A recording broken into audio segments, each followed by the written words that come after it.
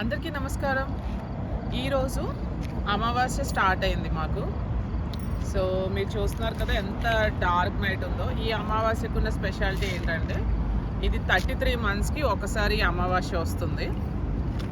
So ఈ అమావాస్య అప్పుడు ఏంటంటే జనరల్గా మనందరికీ తెలుసు, అమావాస్య న్యూ మూన్ రోజు మనకి చందమామ కనిపించడు. కానీ ఈ అమావాస్యకున్న ప్రత్యేకత ఏంటంటే పూర్తిగా చందమామని చీకటి కమ్మేస్తుంది అనమాట ఈ అమావాస్య. మీరు ఎంత కాదనుకున్నా ప్రతి అమావాస్య రోజు ఎంతో కొంత మనకి చందమామ మీద కొంచెం వెలుతురు ఉంటుంది అనమాట. కానీ ఈ అమావాస్య అంటే ఈ 33 నెలలకు వచ్చే ఒక అమావాస్యలో ఏంటంటే కంప్లీట్గా డార్క్నెస్ ఉంటుంది చందమామ మీద. సో ఇది చాలా చాలా ఇంపార్టెంట్ డే. ఎవరైనా మేనిఫెస్టేషన్ చేస్తున్న వాళ్ళకి కానీ లేదంటే మెడిటేషన్ చేస్తున్న వాళ్ళు కానీ వాళ్ళకి ఒక ప్రొసీజర్, ఒక ప్రాసెస్ ఉంటుంది. దేనో కొన్ని డేస్ మనం చాలా ఫాస్ట్గా అలైన్ అవుతాము నేచర్ ఎనర్జీతో. అలాంటి డేస్లో ఈ అమావాస్య చాలా ఇంపార్టెంట్. శ్రావణ మాసం లాస్ట్ అమావాస్య వచ్చింది ఇవాళ, లాస్ట్ డే అమావాస్య.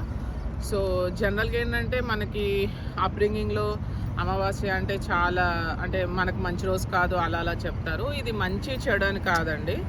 న్యూ మూన్ డే అమావాస్య రోజు దేన్నైనా సరే అగ్రివేట్ చేసే ఎనర్జీ చాలా ఉంటుంది అనమాట. సో సపోజ్ మీరు ఆ రోజు మీరు మంచి మెడిటేషన్ ప్రాక్టీషనర్ అనుకోండి. సో మీకు ఫుల్ మూన్ డేలో ఎంత ఎనర్జీ అయితే మీకు అనిపిస్తుందో అమావాస్య రోజు కూడా అదే మీరు ఫీల్ అవ్వచ్చు. మీకు ఆ ప్రాసెస్ అర్థమవుతుంది. మీకు నేను ఏం చెప్తున్నానో మీకు అర్థమవుతుంది. సో ఇవాళ వీలైతే ఉపవాసం ఉండండి, లేదంటే మీరు స్పిరిచువల్ పర్సన్ అయితే దాని మీద కాన్సన్ట్రేట్ చేయండి, లేదా రిలీజియస్ పరంగా కూడా మీరు ఏమైనా ఫాస్టింగ్ అనుకుంటే ఫాస్టింగ్ చేయండి. సో ఈ డేని అసలు మిస్ అవ్వద్దు. ఈ చిమ్మ చీకటిని ఎంజాయ్ చేయండి. ఓకేనా? Thank you. ఇంకా ఏంటంటే నా యూట్యూబ్ ఛానల్ సబ్స్క్రైబ్ చేయండి and please do follow me on Instagram. ఇప్పుడే నేను నా ఫస్ట్ మైల్ స్టోన్ 50 మెంబర్స్ని నేను రీచ్ అయ్యాను యూట్యూబ్లో. Thanks a lot. So further mile స్టోన్స్కి ఇంకా వర్క్ చేయాలి, I know that. And keep supporting me and please do subscribe and follow me. Thank you.